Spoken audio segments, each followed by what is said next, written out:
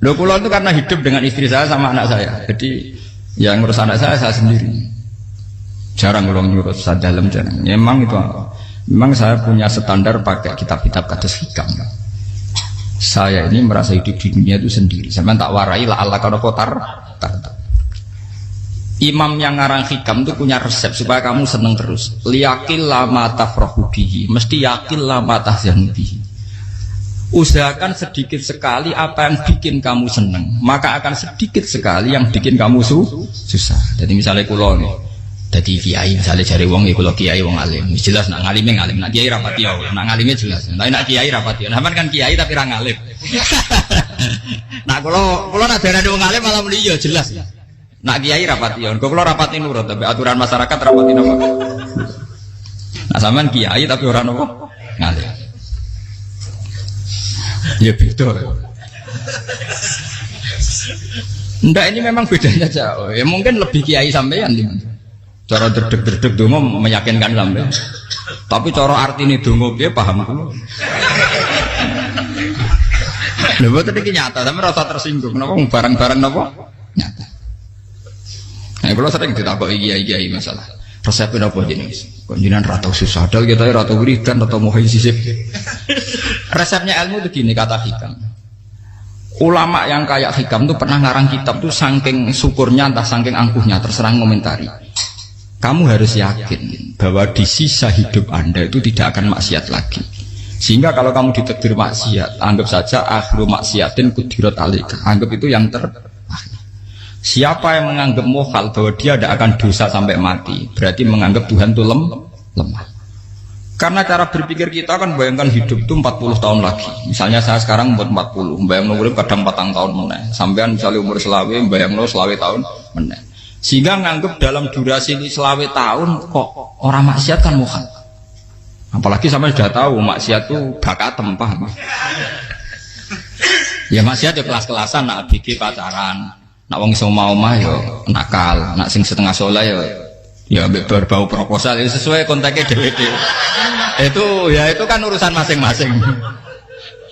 Ya itu kan urusan masing. Moe wakisabu ala wong ngene ora ana sing roh moe wakisabu. Ala.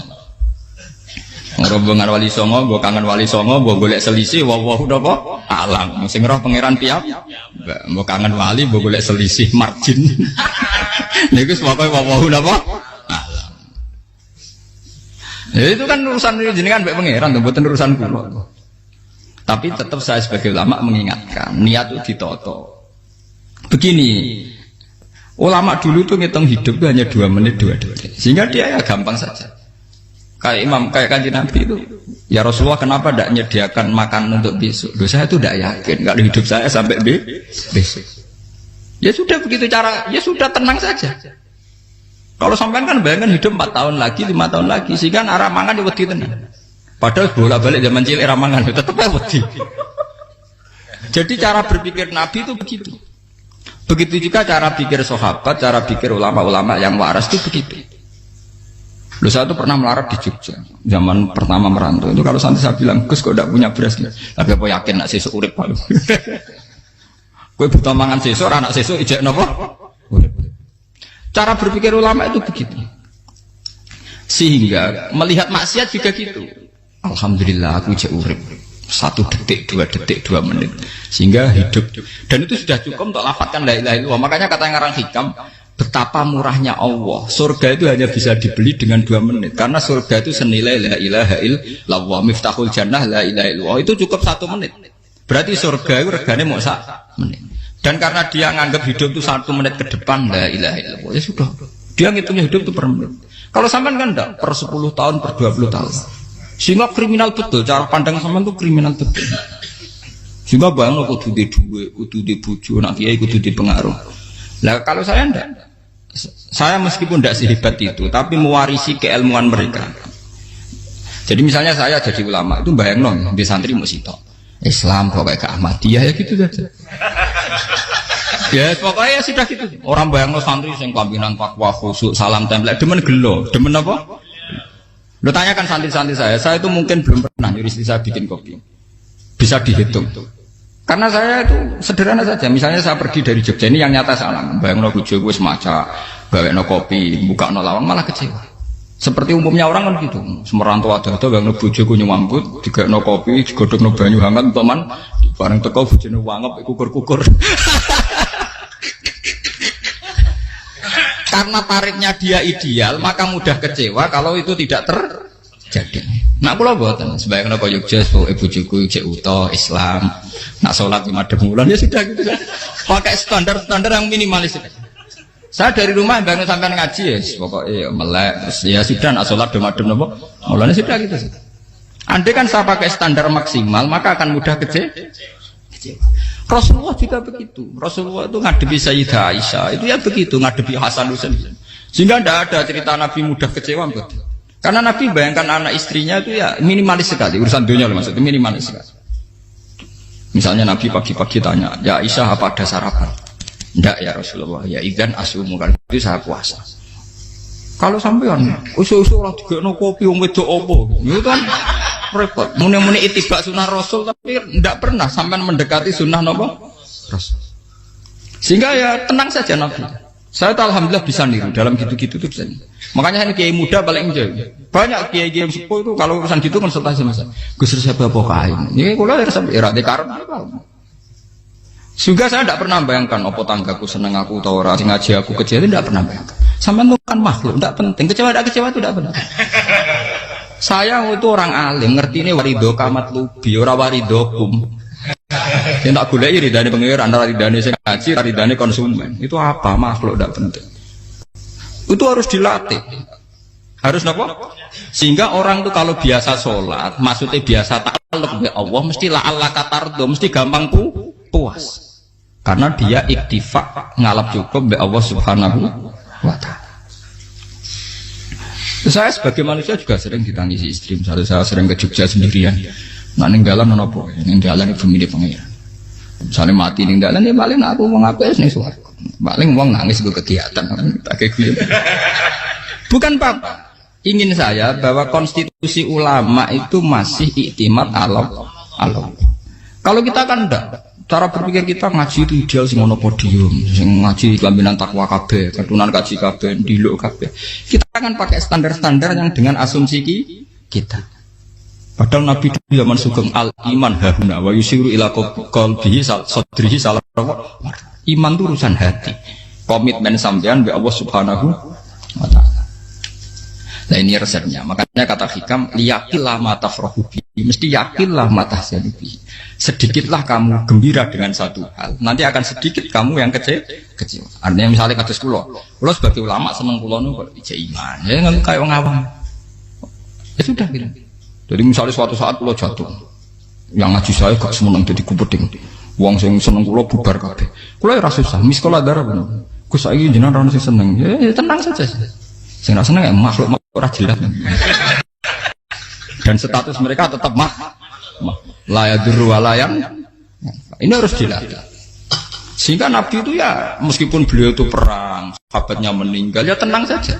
Nabi cara berpikir yang meninggal mereka mati syahid, yang masih hidup dianggap berpotensi melakukan kebaikan. Sama tak warai resep-resep dari Rasulullah SAW. Saya ini sebetulnya memaksa, menjelaskan ini memaksa karena saya inginnya jadi ulama yang kayak umumnya orang. Tidak ideal amat. Tapi kan saya ditakdir ilmunya itu ideal. Jadi terpaksa saya jelaskan. Tapi kalau perilaku saya tidak akan ideal. Soalnya ngawur. Saake mari Ghafuri pengiran nganggur bolak-balik cerita. Ada seorang wali karena dia wali itu doa di multazam, ya Allah saya ini minta satu hal. Karena dia wali maka tidak minta uang, tidak minta jabatan, minta engkau takdir saya tidak pernah maksiat. Itu kan bagus sekali. Minta doa ditakdir gak maksiat kan ada. Dari pengiran malah Syafi'i. Fa'ena ada ghufran. Karena tahu maksiat malah sifat ghafurku tak ada kok endi. Gamane pangeran kan sifat ghafurku rak nganggur. Malah tidak ada orang selain Nabi kecuali ditakdir tahu maksiat dan sifat ghafure pangeran efektif. Paham napa? Lah nek sampean kan ghafure kok nggo kabeh. Dadi karek sadidul iqab. Karena maksiate sampean sering. Jadi sifat ghafure wis berlaku aktif. Saya karek nunggu sifat sadidul iqab. Paham ya? Itu beda dengan wali-wali. Sifat sadidul iqab mau aktif mereka tidak punya dosa. Malah pangeran bingung gak kok sifat ghafure. Apa tak dakoki ghafur atau dosa. Didakoki Sadid itu kok gak tahu masih. Jadi pangeran malah sing bingung. Nak kowe ora tau maksiat ghafur kok tak dakoki. Kok ora tau maksiat, wong iku ora tau apa? Didakoki Sadid itu kok gak mungkin atau maksiat. Lah pangeran ape dakok ghafur kan syaratnya dosa sik. Sampeyan kan walian. Ghafure wis dientekno. Keseringan kepake, paham ya? Karek nopo. Karek Sadid itu. Ya itu memang standar Tuhan. Semua Quran itu kalau nyeritakan gitu. Nabi ibadi anni anal ghafurur rahim. Kawulaku ceritani aku ghafurur rahim, tapi yo ceritani wa anna adabi wal adabul alim. Jadi Nabi ibadi anni anal ghafurur rahim wa anna adabi wal adabul alim. Kalau Nabi Ibrahim Nabi Muhammad inna rabbaka lasari'ul iqab. Pangeran cepat nyiksane, tapi wa innahu laghafurur. Jadi dua sifat ini pasti aktif. Dan tentu ulama itu senang sifat ghafur itu ya meskipun aktif, tapi mereka tidak pernah ngambil fasilitas sifat apa? Kula baleni malih. Sehingga kayak Sayyidina Umar radhiyallahu anhu ketika beliau pertama jadi khalifah, ini cerita di kitab Hayati Sahabat. Pertama dia jadi khalifah, orang mengira dia akan ngomong hal-hal yang besar, visi besar tentang negara, visi besar tentang izzatil Islam wal muslim. Tapi ketika Umar pertama pidato begini, Ayuhal muslimun ayuhan nas, ana, jari kata Sayyidina Umar, ana hulamun min bani Makhzum, akulu min kholati. Saya ini pemuda dari Bani Makhzum. Kecil saya bisa makan karena bulik-bulik saya punya kebun kurma yang kalau saya memanen diopahi beberapa biji dan itu menjadi kuti wahayati, menjadi saya bisa hidup. Terus wassalamualaikum warahmatullahi wabarakatuh. Orang itu penasaran semua. Orang jadi khalifah pertama dibendem jadi Amirul Mukminin, pidatonya ngenang masa kecilnya ra kelar mangan, kelare mangan mergo buruh bulike. Paham ya? Ngondoh kurma terus dikai tamarotin, beberapa kurma sing dadekno iso. Dan itu saya pakai sampai ketemu Allah Subhanahu wa taala saya pakai. Misalnya sekarang saya mulya, misalnya kalau dibilang mulya ya ana sing nyucup, ana sing husnudzon, ana sing hormat ya macam-macam sawangane. Itu bodoh sekali kalau saya menikmati itu, bodoh sekali. Paling banter nikmati dicucup dihormati itu apa? Tapi kalau nikmatnya bisa makan saat itu tuh nyawa. SBY jadi presiden prestasi, Gus Dur jadi presiden prestasi, tapi umpama presiden tetap mangan. Prestasi tertinggi adalah bisa makan selisat dirumki gojogonyo. Makanya Umar mengingatkan, sebetulnya nikmat tertinggi saya itu tidak saat saya jadi khalifah, saat itu kok aku iso mangan, cara gak aku mati. Paham ya? Jadi itu luar biasa. Kita ini kan menjadi angkuh karena ngitung nikmat itu yang besar-besar, punya prestasi, punya. Kalau saya enggak ngitung nikmat itu kelar mangan gak mati, kan gampang. Sehingga saya tidak mudah kecewa karena tarifnya minimalis, gak gampang apa? Jadi misalnya kalau kapan-kapan kok berhubung, Gus ini Tuhan rasanya jangan ngeten-ngeten. Oh makhluk itu ya gak apa-apa. Kalau di status kiai kan seakan-akan ngomongnya sakral, seakan-akan mandi. Tapi nak tak status, oh makhluk itu ngomong ngono ya sudah kan. Menjadi kan sudah distatuskan sebagai apa? Makhluk. Tentu makhluk statusnya la yadurru wala yanfa. Di sini ini penting. Orang-orang ahli tauhid tentu tidak punya kesusahan. Innalladzina qalu rabbuna wa tsummas taqamu. Itu mesti tidak ada kesusahan sama sekali. Misalnya ulama-ulama dulu mau mati, ya tenang saja. Mati kedua itu mati paling menantang ya, menyenangkan sekali. Karena mati yang seru itu mati zaman Al-Adam. Misalnya saya kelahiran tahun 70. Tahun 40-50 kan belum ada saya, itu mati yang sejati karena Al-Adam, apa? Al-Adam tidak ada.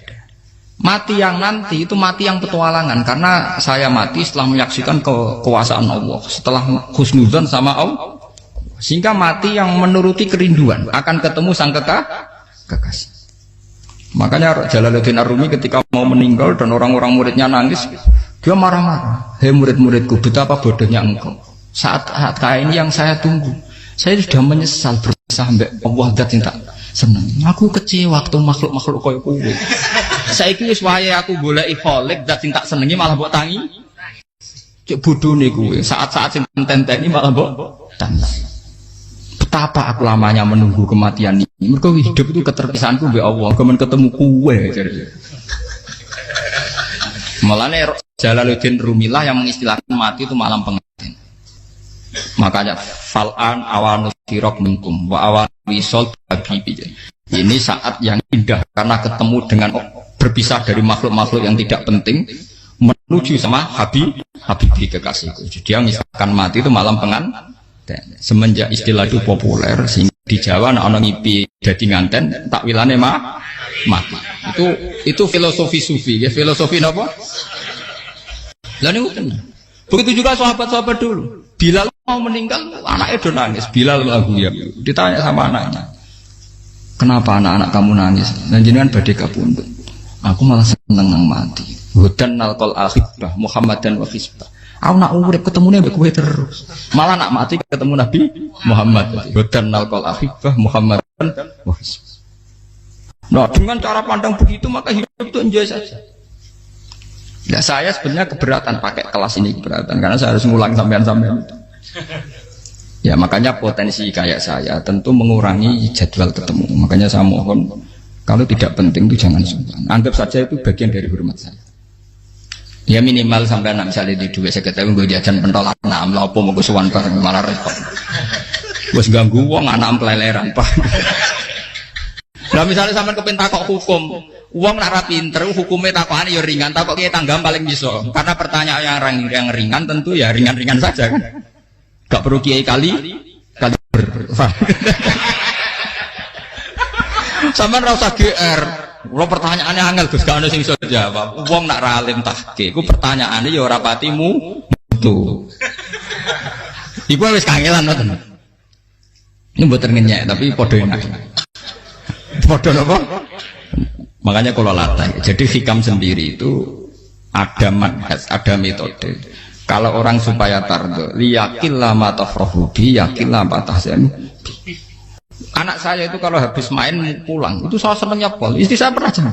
Gus, anak mulai senengnya dek biro-biro, anakku gemulai ning omahku. Misalnya terus piye. Saya terus anakku lo main mulai itu seneng. Biro-biro anakku mulai ning omahku. Dipanggil anak saya bapak itu senengnya sak boleh. Biro-biro ana sing manggil bapak. Jadi saya pakai standar minimalis. Saya tidak pernah pakai tarif. Dia anak yang ideal dihormati orang. Sampai anakku sujud nih pangeran, ngerti pentingnya mau tasbih. Makanya anak saya tak namakan tasbih semua. Itu ya sudah selesai. Saya tidak pernah bayangkan anak saya jadi kayak besar dihormati jemput. Mari gampang kecil. Ya sekolah kan Sayyidina Umar. Saya pemuda dari Bani Mahzum.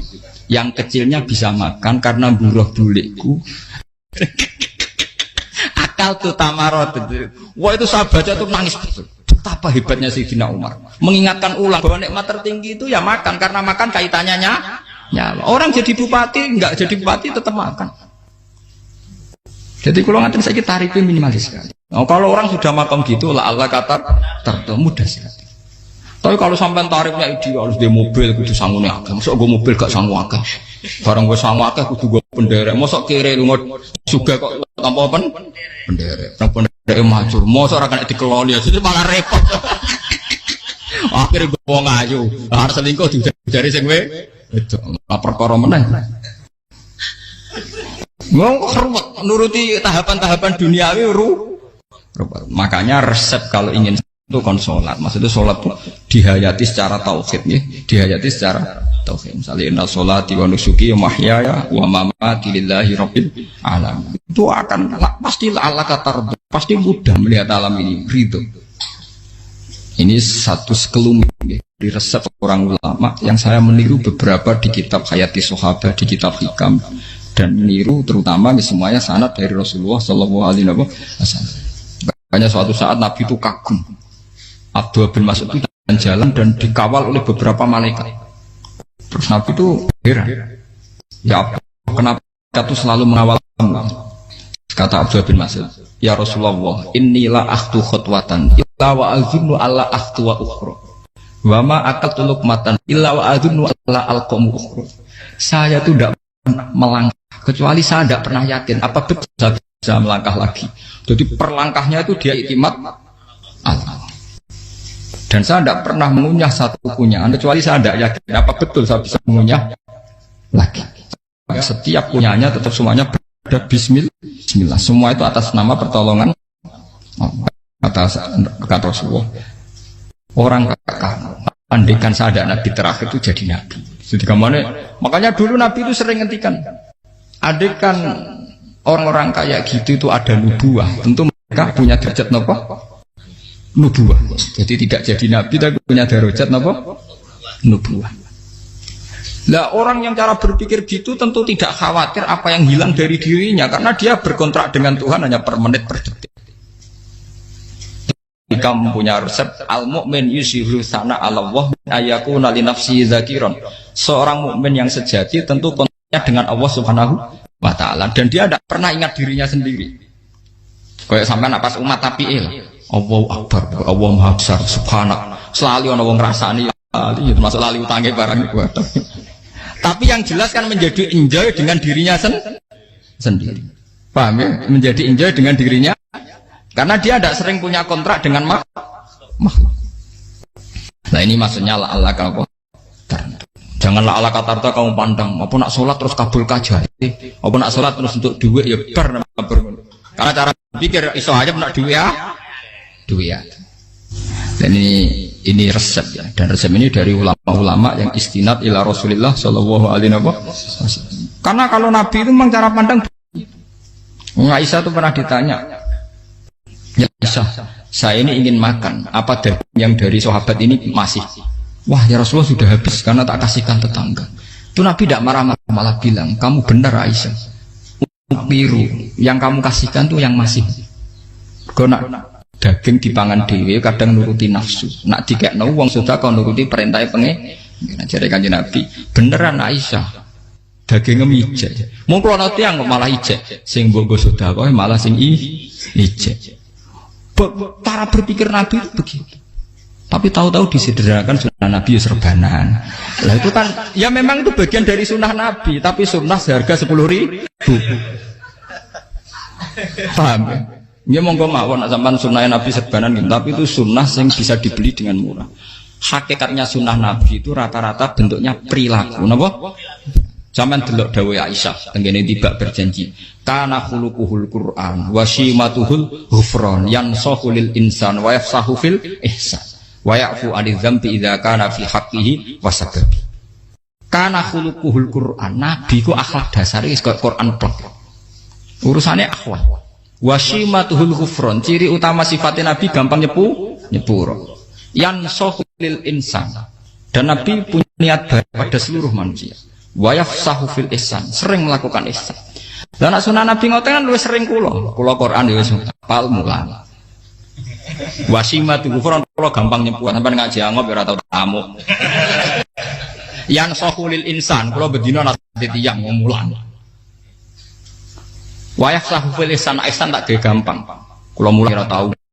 Itu sakmene kudu podium kudu wong dilo ya ora. Pokoke akhir kiamat dia ya madhep mulon ya sudah. Loh itu kan dawuh Aisyah ketika ditanya kaifa kana khuluqu Rasulillah. Dan itu semua dijawab oleh ahwal, oleh sebuah perilaku. Tidak ada Aisyah jawab nganggo atribut. Oh Nabi itu serbanan. Tidak ada itu. Memang itu sunnah ya, itu sunnah kan jangan salah paham ya. Tapi itu sunnah yang tidak dijawab oleh Aisyah. Sunnah yang sampean jawab sendiri, paham? Aisyah yang istrinya Rasulullah ketika ditanya kaifa kana khuluqu Rasulillah, beliau jawab kana khuluquhul Qur'an wa simatuhul ghufran yansahu lil insan wa yafsahu fil ihsan. Semuanya akhwal wa ya'fu 'anil dzambi idza kana fi haqqihi wa sababi wa idza diya haqqu wa lam yakun li ahadi mar'ahu badihatan haba wa idza ta'ahul miskinu ajaba yaqulul haqqa walau kana murra wa la yutmiru lil muslimin hisaw wala. Semuanya itu akhwal, satu perilaku sosial. Saya mengakui kalau serbanan sunat, ya saya ngakui. Tapi sunnah terus karena saya mewakili yang akhwal tadi, yang apa? Lah mungkin untuk sampeyan, monggo kalau untuk ngisi sunnah. Tapi mbok ya adil. Ini bukan kritik mboten, yang meyakini serban sunat kan sudah banyak dan itu bagus. Tapi cobalah juga meyakini ahwalu Rasulillah. Makanya mansanna sunnatan itu rata-rata ulama maknani siapa yang ikut sunnahnya Nabi. Rata-rata ulama nafsir ahwalu Rasulillah wa af'alu. Perilaku sosial Rasulullah. Makanya terusannya wa idza ja'ahul miskinu ajabah. Kalau dipanggil orang miskin ya datang. Ya maksudnya ada harus orang miskin manggil pas resepsi kawin boten. Misalnya ana wong melarat kuwi di sepeda motor, wong melarate njuk ngeteroni puskesmas ya mbok terno. Wong melarat loro njuk nukono misale apa minyak kayu putih mbok tekani.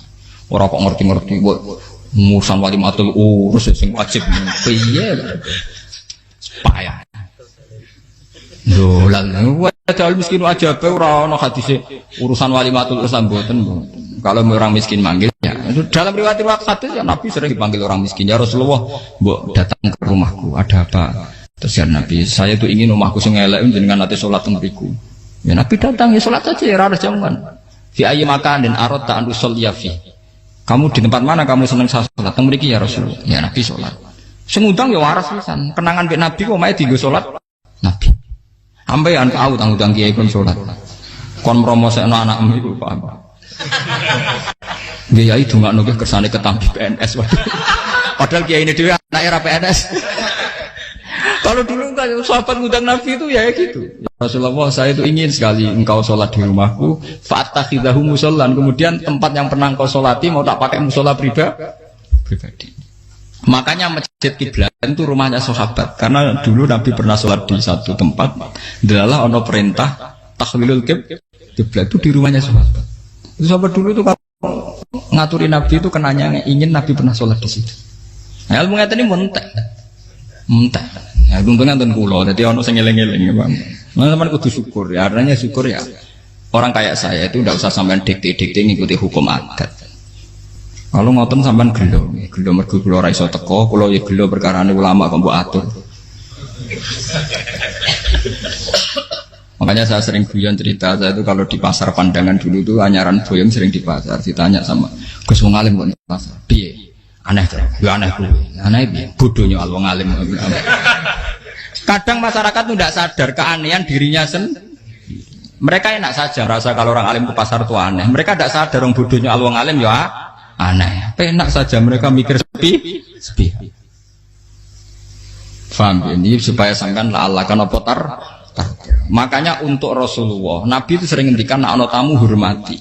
Tapi etika mertamu di Rasulullah itu walakin idza du'aitum. Mertamu Nabi itu nunggu ditimbali. Walakin idza du'itum du'iya mabni majhul. Ketika kamu ditimbali jadi ya ayyuhalladzina amanu la tadkhulu buyutan nabiyyi illa ayyudzana lakum. Jadi untuk sowan Nabi itu nunggu meskipun sahabat tuh rindu Nabi, tidak berani sowan ke dalamnya Nabi. Kalau ingin ketemu Nabi di barno pas sholat jamaah, karena Nabi pasti keluar di andai kan Nabi lima tamu di rumah, ya rasido dadi Nabi. Aman nampa tamu.